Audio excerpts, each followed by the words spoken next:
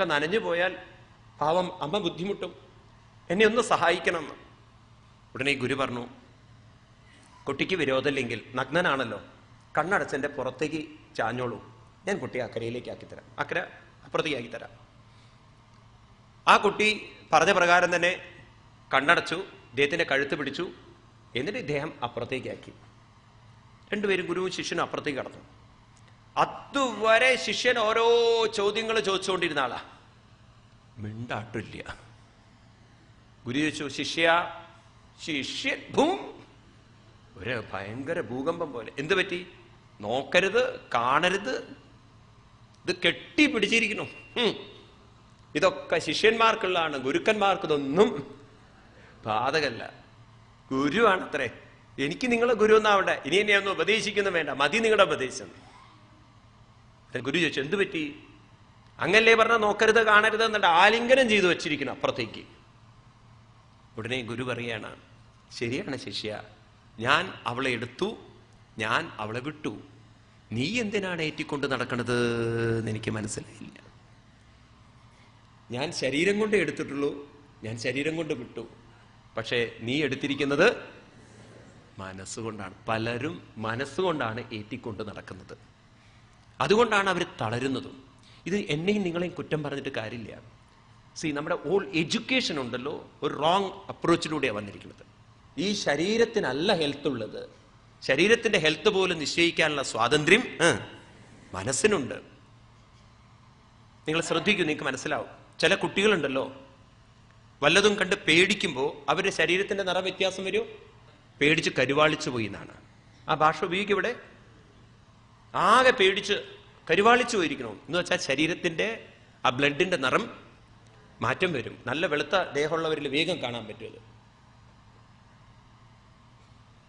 എങ്ങനെ വന്നു ഇത്? എങ്ങനെ സംഭവിച്ചു ഇത്? മനസ്സിലൊരു നെഗറ്റീവ് ചിന്ത വന്നാൽ, ഒരു ദുർബല ചിന്ത വന്നു കഴിഞ്ഞാൽ ഈ ശരീരത്തിന് ഹാനികരമായ പോയിസൺ ഉൽപ്പാദിപ്പിക്കാനുള്ള ശക്തി നമ്മുടെ മനസ്സിനുണ്ട്. ടോക്സിൻ ഉൽപ്പാദിപ്പിക്കാനുള്ള ശക്തി നമ്മുടെ മനസ്സിനുണ്ട്. വെറുതെ പറയല്ലത്. ഡോക്ടർമാരോട് ചോദിച്ചു നോക്കൂ നിങ്ങൾ, പാമ്പ് കടിയേറ്റ് പാമ്പിന്റെ വിഷം കയറി മരിക്കുന്നതിനേക്കാൾ കൂടുതൽ ആളുകൾ പേടിച്ചിട്ട് മരിക്കുന്നവരാണ്. അപ്പം പേടി വന്നു കഴിഞ്ഞാൽ സിസ്റ്റത്തെ മുഴുവൻ സ്റ്റക്കാക്കാൻ പറ്റുമല്ലോ, ഉണ്ടോ ഇല്ലയോ? മനസ്സിലാവുണ്ടോ നിങ്ങൾക്ക്? ഇനി നിങ്ങൾക്ക് അസുഖമുണ്ട്, നിങ്ങളുടെ മനസ്സ് ദുർബലമാണ് വിചാരിക്കുക, നിങ്ങൾക്ക് രോഗം ഇൻക്രീസ് ചെയ്യാൻ പറ്റും. രമണ മഹർഷിയെപ്പോലുള്ള മഹാത്മാക്കൾക്കൊക്കെ ക്യാൻസർ ഉണ്ടായിരുന്നു, രാമകൃഷ്ണ പരമഹംസർക്ക് ഉണ്ടായിരുന്നു. പക്ഷെ ആ ഏരിയയിൽ നിന്ന് അത് സ്പ്രെഡ് ചെയ്തിട്ടില്ല. അവരൊന്നും ഒരു ട്രീറ്റ്മെന്റിലൂടെ അധികം കടന്നു പോയിട്ടില്ല. രമണ മഹർഷി പോയിട്ടുണ്ട്, രാമകൃഷ്ണ പരമഹംസർ പോയിട്ടില്ല. എങ്ങനെ സാധിച്ചു? മനസ്സിന്റെ പോസിറ്റീവ് ശക്തി കൊണ്ട് പിടിച്ചു നിർത്താൻ പറ്റും. അപ്പൊ ശരീരത്തെക്കാൾ ശക്തി ആർക്കാണ്? മനസ്സിന്. ഇത് നമ്മളെ ആരും പഠിപ്പിച്ചു തന്നിട്ടില്ല. പഠിപ്പിച്ചു തന്നിരുന്നുവെങ്കിൽ നമുക്ക് കുട്ടിക്കാലത്തെ നെഗറ്റീവ് ചിന്തയിൽ നിന്നും മനസ്സിനെ മാറ്റിയിട്ട് ആരിലേക്ക് അടുപ്പിക്കാമായിരുന്നു? ഭഗവാനിലേക്ക് അടുപ്പിക്കാമായിരുന്നു. പറയണത് ശരിയാണോ? ആരെങ്കിലും നമ്മളോട് ഇതൊക്കെ പറഞ്ഞു തരാറുണ്ടോ? ഇത് നമ്മൾ കുട്ടികൾക്ക് പറഞ്ഞു കൊടുക്കാറുണ്ടോ? ഉണ്ടോ? അപ്പൊ നമ്മളത് അഭ്യസിക്കണം ഇനി ക്രമേണ. അതായത് എൻ്റെ ആരോഗ്യം നശിപ്പിക്കുന്നത് മുഴുവൻ ശരീരമല്ല, എൻ്റെ ആരോഗ്യം നശിപ്പിക്കുന്നത് മുഴുവൻ മനസ്സാണ്. ഞാൻ ഇതൊക്കെ നിങ്ങളോട് പറയുന്ന അനുഭവത്തിലൂടെയാണ്, വളരെ ക്ലിയർ അനുഭവത്തിലൂടെയാണ്. നല്ല സാധനത്തിനെ ചീത്തയാക്കാൻ പറ്റും, ചീത്ത സാധനത്തെ നല്ല സാധനം. ഇതൊക്കെ ആര് ചെയ്യുന്നതാണ്? മനസ്സ് ചെയ്യുന്നതാണ്. അതുകൊണ്ട് ദേവി പറയുന്നു, മനസ്സിനെ നമ്മൾ ഒരിക്കലും ദുർബലമാവാൻ, മനസ്സിനെ ഒരിക്കലും തളരാൻ സമ്മതിക്കരുത്. പക്ഷെ അതിനെന്ത് വേണം? നിങ്ങൾക്ക് തുടക്കത്തിൽ മനസ്സ് ബാലൻസ്ഡ് ആവുന്നില്ലെങ്കിൽ, സൂക്ഷ്മതയിലേക്ക് വരുന്നില്ലെങ്കിൽ മനസ്സിനെ എൻഗേജ്ഡ് ആക്കൂ. വെറുതെ ഇരുത്തരുത്. നാമസങ്കീർത്തനം ചെയ്യിക്കൂ. വെറുതെ ഇരുന്നാൽ an idle mind is an devil's workshop എന്നാണ്. വെറുതെ ഇരുന്നോ അത് കുഴപ്പമുണ്ടാക്കും. ഒഴുകിക്കൊണ്ടിരിക്കൂ. മനസ്സിങ്ങനെ ഒഴുകിക്കൊണ്ടിരുന്നാലല്ലോ, മനസ്സൊരിക്കലും നിങ്ങളെ പ്രശ്നം ഉണ്ടാക്കില്ല. എപ്പോഴും മനസ്സിനെ ഒഴുക്കാൻ എന്താ വേണ്ടത്? നാമസങ്കീർത്തനം. ദേവ്യത മനോഹരമായി തൻ്റെ മുന്നിലിരിക്കുന്ന കൃഷ്ണനെ സ്തുതിച്ചുകൊണ്ട് പറയുന്നു, കൃഷ്ണായ വാസുദേവായ ദേവകീ നന്ദനായ ച നന്ദഗോപകുമാരായ ഗോവിന്ദായ നമോ നമഃ. നമഃ പങ്കജനാഭായ നമഃ പങ്കജമാലിനേ നമഃ പങ്കജനേത്രായ നമസ്തേ പങ്കജാംഗ്രയേ. കൃഷ്ണായ വാസുദേവായ, ഇവിടെ അർത്ഥം വസുദേവപുത്രനായ, കൃഷ്ണായ ദേവകീ നന്ദനായ, ദേവകീപുത്രനായ, നന്ദഗോപപുത്രനായ, ഗോവിന്ദനായ, പത്മനാഭനായ, പങ്കജമാലിയായ, പങ്കജനേത്രനായ ഭഗവാനെ ഞാൻ നമസ്കരിക്കുന്നു. ഇവിടെ കൃഷ്ണനെ കാണുന്നത് ഏത് രൂപത്തിലാണ്? നേരത്തെ തത്വത്തിന്റെ രൂപത്തിൽ കണ്ടു, ഇപ്പോൾ ഏത് രൂപത്തിലാണ് കാണുന്നത്? ഈ രൂപത്തിനെയാണ് ഉപാസനാരൂപം എന്ന് പറയുക. ഉപാസനാമൂർത്തിയായി കൃഷ്ണനെ കാണാനാണ്. തൻ്റെ ഉള്ളിൽ ഒരു ഉപാസനയുടെ ഉപാസിക്കുന്ന രൂപത്തിൽ കൃഷ്ണനെ കാണുന്നു. നമുക്ക് ഈശ്വരനെ നമ്മൾ 3 വിധത്തിൽ കാണണം. ഒന്ന്, നമ്മളിൽ നിറഞ്ഞിരിക്കുന്ന ചൈതന്യമായി കാണണം. രണ്ടാമത്തത്, ആ ചൈതന്യത്തെ ഗ്രഹിക്കണമെങ്കിൽ മനസ്സ് കുറച്ച് സൂക്ഷ്മം വേണം. ആ സൂക്ഷ്മത കിട്ടുന്നത് വരെ നമ്മൾ ഒരു ഉപാസനാമൂർത്തിയെ പിടിക്കണം. എന്തിനാ ഉപാസനാമൂർത്തിയെ പിടിക്കുന്നത്?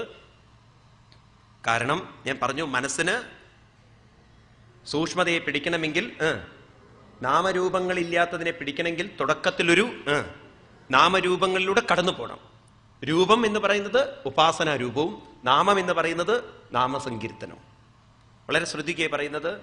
ചിന്മയാനന്ദ സ്വാമികളുടെ ഭാഷയിൽ പറഞ്ഞാൽ ഉപാസന എന്ന് പറയുന്നത് ഒരു പോൾവാൾട്ട് കളി പോലെയാണ്. വളരെ രസകരമായൊരു ഉദാഹരണമാണിത്. പോൾവാൾട്ട് കളി എന്ന് പറഞ്ഞു കഴിഞ്ഞാൽ സ്പോർട്സിൽ നമുക്ക് കാണാം, നീളത്തിലൊരു വടി പിടിച്ചുകൊണ്ട് ഒരാൾ ഓടി വരുന്നു, ആ വടിയെ കുത്തുന്നു, എന്നിട്ട് ചാടുന്നു. ആ ചാടുന്ന സമയത്ത് എന്ത് ചെയ്യണം? വടി വിടണം, അല്ലെങ്കിൽ വടിയും അയാളും വടിയാവും. വടി വിടണം. ഇതുപോലെ നമുക്ക് സൂക്ഷ്മത ഗ്രഹിക്കുന്നത് വരെ ഉപാസിക്കാനൊരു രൂപം വേണം, നാമസങ്കീർത്തനം വേണം. ഞാൻ നിങ്ങളോട് തുടക്കത്തിൽ പറഞ്ഞു, ഏത് മനസ്സിനാണ് ഭഗവാനിലേക്ക് ചേരാൻ സാധിക്കുക? ശരീരം മണ്ണിലേക്ക് പോകണം, മനസ്സ് ഭഗവാനിലേക്ക് ചേരണമെങ്കിൽ ഏത് മനസ്സാണ് ഭഗവാനിലേക്ക് ചേരുന്നത്? വിവേകമുള്ള മനസ്സെന്ന് പറഞ്ഞാൽ, നിങ്ങൾ ഗീതയിലെ ശ്ലോകം ഓർത്തു വയ്ക്കണം. ഭഗവാൻ പറയുന്നു, ഏത് മനസ്സാണ്? സംനിയമേന്ദ്രിയ ഗ്രാമം സർവത്ര സമബുദ്ധയാം തേ പ്രാപ്നുവന്തി മാമേവ സർവഭൂതഹിതേരദാ. തേ പ്രാപ്നുവന്തി, അവരെന്നെ പ്രാപിക്കും. ആര് പ്രാപിക്കും? സർവത്ര സമബുദ്ധയ, അവര് പ്രാപിക്കുന്ന പറഞ്ഞിരിക്കുന്നത്.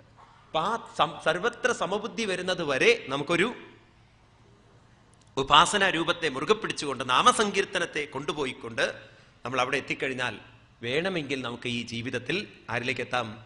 ഭഗവാനിലേക്ക്. അങ്ങനെ ആ ഉപാസനാമൂർത്തിയെ കണ്ട് ഭഗവാനോട് പറയുന്നു, ഭഗവാനെ, അവിടുത്തെ ലീലകൾ അത്ഭുതം തന്നെയാണ്. യഥാ ഹൃഷീകേശകലേന ദേവകീ കംസേന രുദ്ധാതിചിരം ശുചാത്പിതാം വിമോഹിതാഹം ച സഹാത്മജാ വിഭോ ത്വയൈവ നാഥേന മുഹുൽ വിപൽക്കണൽ. ഭഗവാനെ, അവിടുത്തെ അമ്മ ആ ദേവകീ ദേവി 7 പ്രസവിച്ചതിന് ശേഷം അങ്ങേ പ്രസവിച്ചത് 6 കുട്ടികളുടെ മരണം കാണേണ്ടി വന്നു അമ്മയ്ക്ക്. എന്നാൽ ഞാനാണെങ്കിലോ ഈ കുട്ടികളിലൂടെ എത്രയെത്ര അനുഭവങ്ങളിലൂടെ കടന്നുപോയി. അങ്ങ് അമ്മയ്ക്ക് കൊടുത്തതിനേക്കാൾ അനുഗ്രഹമാണോ എനിക്ക് തന്നിരിക്കുന്നത്? എൻ്റെ കുട്ടികളെ ഒരു വിപത്തിലും പെടാതെ അങ്ങ് പലപ്പോഴും സംരക്ഷിക്കേണ്ടായി. ഭഗവാനെ, ഞാൻ അവിടുത്തെ കാരുണ്യത്തിന് മുമ്പിൽ നമസ്കരിക്കുകയാണ്. വിഷാൻമഹാഗ്നേ പുരുഷാദർശനാൽ അസൽസഭായ വനവാസകശത മൃദേ മൃദേനേകമഹാരഥസ്ത്രദോ ദ്രൗണ്യസ്തദശ്ചാത്മഹരേ അഭിരക്ഷിതാം. എൻ്റെ കുട്ടികള് വിഷം കൊടുത്തു ദുര്യോധനൻ. അത് കഴിഞ്ഞിട്ട് അഗ്നിയെ അരക്കില്ലത്തിലിട്ട് ചുടാൻ ശ്രമിച്ചു. അത് കഴിഞ്ഞിട്ട് ഭഗവാനെ അസൽസഭായ, പാവം ആ പാഞ്ചാലിയെ സഭയിൽ വെച്ച് അപമാനിച്ചു. വനവാസകൃശത, ദുർവാസാവിനെ പറഞ്ഞയച്ചു കാട്ടിലേക്ക് അപമാനിക്കാൻ വേണ്ടിയിട്ട്. മൃദേ മൃദേനേകമഹാരഥസ്തദോ, എന്തെല്ലാം പരീക്ഷണങ്ങള്. ഇപ്പോഴിതാ ദ്രൗണ്യസ്ത്ര, യുദ്ധക്കളത്തിൽ വെച്ച് എൻ്റെ കുട്ടികളെ രക്ഷിച്ചു. ഇപ്പോ അശ്വത്ഥാമാവിന്റെ പരീക്ഷണത്തിൽ നിന്നും എൻ്റെ കുട്ടികളെ രക്ഷിച്ചു. ആ കാരുണ്യത്തിന് മുമ്പിൽ ഞാൻ നമസ്കരിക്കുകയാണ്. എന്നിട്ട് പറയുന്നു, ഭഗവാനെ, ഒരപേക്ഷയുണ്ട് ഈ അമ്മയ്ക്ക്. അത് ഞാൻ അങ്ങയോട് അപേക്ഷിക്കുകയാണ്. എന്നും ഈ ഒരു അനുഗ്രഹം എനിക്ക് തരണം. എന്താ ദേവി വേണ്ടത്? പിബത സന്തുനശ്ശൽ തത്ര തത്ര ജഗൽ ഗുരു ഭവദോ ദർശനം യസ്യാൽ അപ്പുനർ ഭവദർശനം വിപദസന്തു നശ്യശ്വൽ തത്ര തത്ര ജഗൽ ഗുരു ഭവദോ ദർശനം. ഭഗവാനെ, എനിക്ക് വല്ലതും തരികയാണെങ്കിൽ, ഇനിയും ഇനിയും എനിക്ക് വല്ലതും തരികയാണെങ്കിൽ, വിപദസന്തു, എന്ത് തരണം? വിപത്ത് സന്തു, നല്ലത് തരണം എന്നല്ല പറഞ്ഞത്. നമ്മളൊക്കെ അമ്പലത്തിൽ പോകുന്നത് സമ്പത്ത് സന്തു എന്നാണ്. ഇവിടെ കുന്തിദേവി ഭഗവാനോട് പറയുന്നത് ആപത്ത് തരണം, വിഷമങ്ങൾ തരണം, പ്രയാസങ്ങൾ തരണം. ശരിക്കും നമ്മുടെ അമ്പലങ്ങളിൽ അങ്ങനെ ഒരു പുഷ്പാഞ്ജലി വെക്കേണ്ടതാ. ആപത്ത് പുഷ്പാഞ്ജലി ഒരാളും കഴിക്കില്ല, കമ്മിറ്റിക്കാരൊട്ടും കഴിക്കില്ല. അപ്പോ വിപത്ത് തരണം, ദുഃഖങ്ങൾ തരണം, വിഷമങ്ങൾ തരണം, പ്രയാസങ്ങൾ തരണം, ബുദ്ധിമുട്ടുകൾ തരണം. അതൊക്കെ എന്നെ തളർത്തുമോ ഭഗവാനെ? എന്നെ തളർത്തുവോ? തത്ര തത്ര ജഗൽ ഗുരോ ഭവദോ ദർശനം. ആ വിപത്തിലൊക്കെ ഞാൻ ആരെ കാണുന്നു? ഭഗവാനെ കാണുന്നു. അപ്പൊ നോക്കൂ, വിപത്ത് വരുമ്പോ മനസ്സ് സ്വാഭാവികമായിട്ട് തളരും, മനസ്സ് ദുഃഖിക്കും, പരാതി പറയും, വിഷമിക്കും. ഇവിടെ കുന്തിദേവി പറയുന്നു, ഒരു ദുഃഖത്തിനും എന്നെ തളർത്താൻ സാധ്യമല്ല. വളരെ ശ്രദ്ധിക്കണേ, ഈ വാക്കുകളൊക്കെ നമ്മൾ വളരെ വളരെ മനസ്സിലാക്കേണ്ടതുണ്ട്. നമ്മുടെ ജീവിതത്തിലുണ്ടല്ലോ, ഇതൊന്നും നമ്മൾ പലപ്പോഴും തിരിച്ചറിയുന്നില്ല. നിസ്സാര കാര്യങ്ങള് വലിയ കാര്യങ്ങളായിട്ട് കൊണ്ടു നടക്കുന്നവരാ നമ്മൾ. ചെറിയ ചെറിയ കാര്യങ്ങളാണ് വലിയ കാര്യങ്ങൾ. എന്നിട്ട് അതിൽ അങ്ങോട്ട് കെട്ടിമറിഞ്ഞ് വെറുതെ ഊതിപ്പെരിപ്പിച്ചിട്ടുണ്ടാക്കുന്ന പ്രശ്നങ്ങൾ. നല്ലൊരു ശതമാനം ആളുകൾ ദുഃഖിക്കുന്നതിന് കാരണം 90% ഇമാജിനേഷൻ കൊണ്ടാണ്. 90% വെറുതെ ഇമാജിൻ ചെയ്യുക ആ പ്രശ്നം, ഈ പ്രശ്നം. അപ്പൊ അങ്ങനെ നമ്മളെ മനസ്സിനെ നമ്മൾ ഒരിക്കലും സമ്മതിക്കരുത്. എന്ത് ചെയ്യണം? ആ മനസ്സിനെ നമ്മൾ എപ്പോഴൊക്കെ വിഷാദത്തിലേക്ക് വരുന്നുണ്ടോ ശ്രദ്ധ തിരിക്കണം. ആരിലേക്ക് തിരിക്കണം? ഭഗവാനിലേക്ക്. എളുപ്പ വഴി എന്താണെന്നറിയോ? മനസ്സിൽ പറയാ, എന്തും സ്വീകരിക്കുക, ആക്സെപ്റ്റ്. പറഞ്ഞേക്ക്, ഇത് ഭഗവാൻ എനിക്ക് തന്നിരിക്കുകയാണ്. അല്ലെങ്കിൽ നമ്മൾ അനുഭവിക്കുന്നതൊക്കെ ഉണ്ടല്ലോ, ഇത്തിരി നിങ്ങൾ പ്രകൃതി നിയമം ആക്സെപ്റ്റ് ചെയ്യുകയാണെങ്കിൽ വാട്ട് എവർ യു അണ്ടർഗോ, നിങ്ങൾ എന്ത് അനുഭവിക്കുന്നുണ്ടോ അതൊക്കെ നമ്മൾ ഓരോരുത്തരും ചെയ്തിരിക്കുന്ന അനുഭവങ്ങൾ തന്നെയാണ്. അല്ല സ്വാമി, അതെനിക്ക് ആക്സെപ്റ്റ് ചെയ്യാൻ പറ്റില്ല. ഈ ജന്മം ഞാൻ ചെയ്ത തെറ്റിനാണോ ഒരുപാട് അനുഭവങ്ങൾ ഞാൻ അനുഭവിക്കുന്നത്? ഞാൻ അറിഞ്ഞുകൊണ്ട് ഒരു ഉറുമ്പിനെ പോലും കൊന്നിട്ടില്ല.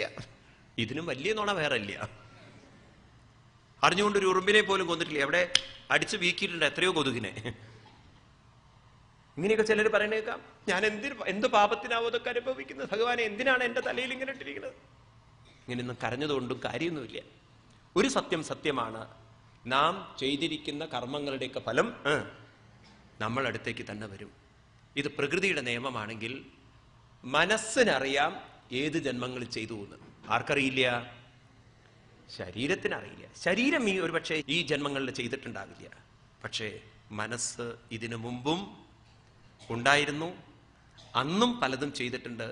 അന്ന് ചെയ്തിരിക്കുന്ന കർമ്മങ്ങളുടെ ഫലം മുഴുവൻ അന്ന് അനുഭവിച്ചിട്ടുണ്ടാവില്ല. പക്ഷേ എന്ന് ചെയ്താലും എന്നിൽ നിന്ന് പോയ കർമ്മത്തിന്റെ ഫലം, ഭൂമിയിൽ നിന്ന് എറിഞ്ഞതെല്ലാം തിരിച്ച് ഭൂമിയിലേക്ക് വരണം. കടലിൽ നിന്ന് നീരാവിയായി പോയ വെള്ളമെല്ലാം തിരിച്ച് കടലിലേക്ക് വരണം. ഇത് പ്രകൃതിയുടെ നിയമമാണെങ്കിൽ തിരിച്ച് ഈ അനുഭവങ്ങളൊക്കെ എവിടേക്ക് വരണം? നമ്മളിലേക്ക് വരണം. കുറ്റം പറയേണ്ട ആവശ്യമുണ്ടോ? പരാതി പറയേണ്ട ആവശ്യമുണ്ടോ? വിഷമം പറയേണ്ട ആവശ്യമുണ്ടോ?